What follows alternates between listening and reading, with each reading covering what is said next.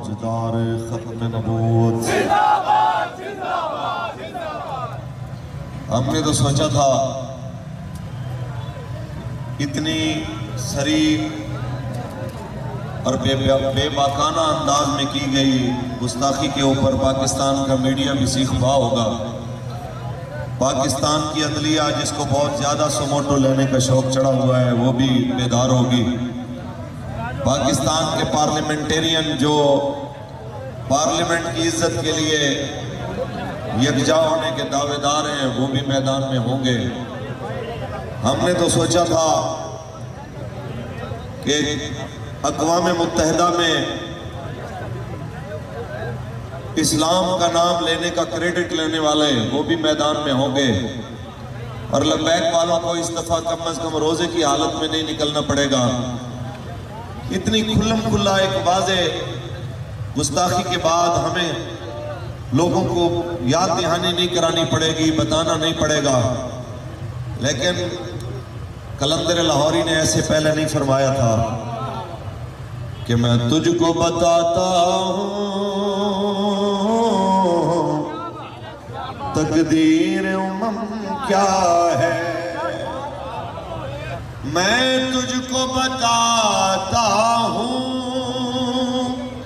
تقدیر امم کیا ہے،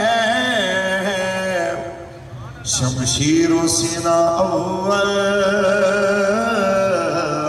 طاؤس و رباب آخر۔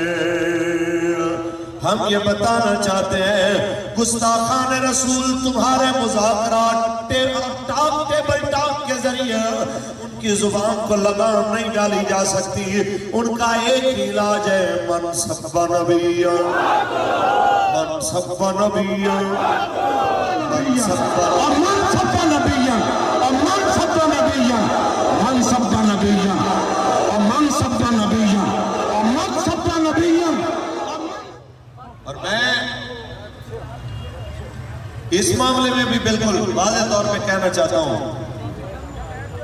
کہ اگر لفظ فیصل آباد لکھا جائے ساتھ تو فیصل آباد کے سی سی پی او کو تو کم از کم غیرت آ جائے، وہ تو اٹھ کے جتنا کر سکتا تھا اپنا کام کرے۔ لاہور کے سی سی پی او صاحب ابھی تک آپ کدھر ہیں؟ کم از کم اتنی سٹیٹمنٹ تو آپ کی آنی چاہیے تھی جتنی فیصل آباد کے سی سی پی او نے دی ہے، کم از کم اتنی غیرت ایمانی کا مظاہرہ تو آپ کو کرنا چاہیے تھا کہ آپ کے حدود کے اندر وہ گستاخہ موجود ہے، اگر وہ واقعتاً گرفتار ہے تو پھر آپ کا بیانیہ ابھی تک کیوں نہیں آیا؟ آپ کا قانون حرکت میں کیوں نہیں آیا؟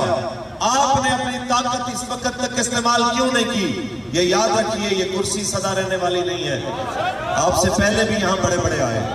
آپ کے بعد بھی یہاں بڑے بڑے آئیں گے۔ ہم آپ کو مومنانہ مشورہ دے رہے ہیں کہ اگر یہ چاہتے ہیں کہ آپ کو عزت سے یاد کیا جائے تو رسول اللہ کی عزت کے لیے بات کریں۔ اور خیر یہ تو ہوئے چھوٹے سے افیسر، ہم ان کے بڑوں سے اور ان کے بڑوں سے اور ان کے مامے چاچے کہلانے والوں سے کہنا چاہتے ہیں کہ بس کیجئے، بڑی ہو گئی، اب تو آپ گلی گلی کوچے کوچے صفائیاں دیتے پھر رہے ہیں، آپ اپنی عزت کے لیے اپنے آپ کے لیے بہت کچھ کر چکے، ایک بار رسول اللہ کی عزت کے لیے کچھ کر کے دیکھیے، اگر آپ کی عزتیں بحال کیا اس سے زیادہ نہ بڑھ گئی تو ہمارا نام بدل دیجیے۔ عزت ہے ہی رسول اللہ کا صدقے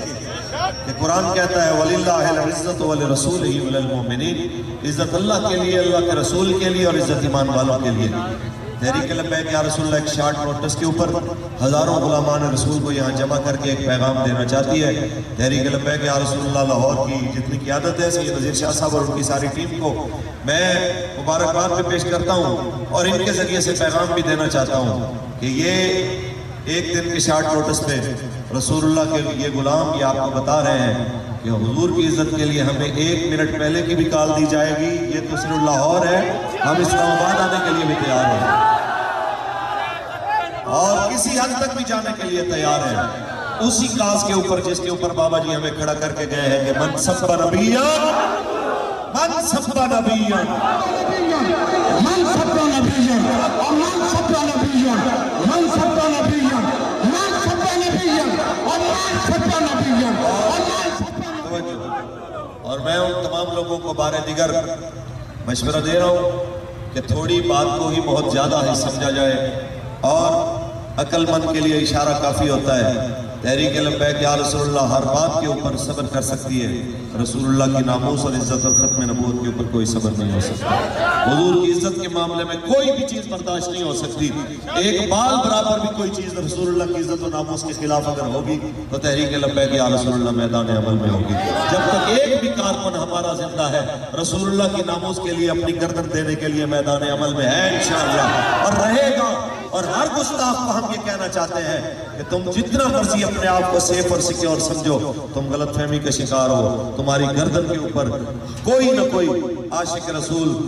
کہ شاہین بن کے جھپٹنے کے لیے تیار ہے۔ اگر اپنے آپ کو چاہتے ہو اپنی بچت، ایک ہی طریقہ ہے، رسول اللہ کے دروازے کی طرف واپس لوٹ کے آ جاؤ، توبہ کر کے سرکار دو عالم صلی اللہ علیہ وسلم کے دروازے پہ غلامی کرتے ہوئے میدان میں آ جاؤ، اس سے پہلے کہ حضور کے شاہین تم پہ جھپٹ پڑے۔ ورنہ یاد رکھنا تم سے پہلے بڑے بڑے پاور والے آئے، بڑے بڑے طاقتوں والے آئے، اپنے آپ کو جو ابو الحکم کہلاتے تھے آج تک دنیا ابو جہل کہتی ہے انہیں، اپنے آپ کو جو بہت بڑے پاورفل کہتے تھے آج تک ان کا نام لینے والا بھی کوئی نہیں ہے۔ ہاں رہی بات میرے آقا مولا کی، ان کی شان کو براؤ برائے، ان کے بلال کا ذکر بھی ختم نہیں ہو سکتا، ان کے بلال کو بھی دنیا سلامیاں دے رہی ہے۔ رہی بات تحریک لبیک یا رسول اللہ کی، یہ اس مرد کلندر کی جناب اعلیٰ نظریے کے اوپر کھڑی ہے جس نے ویل چیئر کے اوپر بیٹھ کے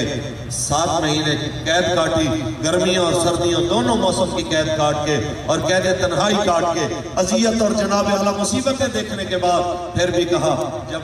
شام کا وقت ہوتا تھا تو فرماتے تھے یا رسول اللہ آپ دیکھ رہے ہیں ہم اس حال میں بھی آپ کی عزت کے لیے کھڑے ہیں، ہم اس حال میں بھی آپ کی عزت کے لیے آواز اٹھا رہے ہیں، اس حال میں بھی آپ کی ناموس کے لیے آواز بلند کر رہے ہیں۔ تو جب ہمارے